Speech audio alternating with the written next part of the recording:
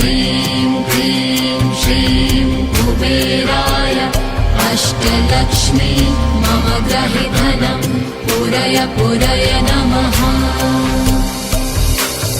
ॐ ह्रीं श्रीं क्लीं श्रीं कुबेराय अष्टलक्ष्मी मम गृहे धनं पूरय पूरय नमः।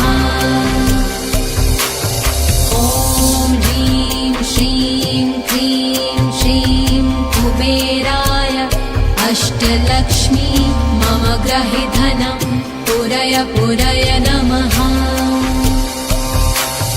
ॐ ह्रीं श्रीं क्लीं श्रीं कुबेराय अष्टलक्ष्मी मम गृहे धनं पूरय पूरय नमः।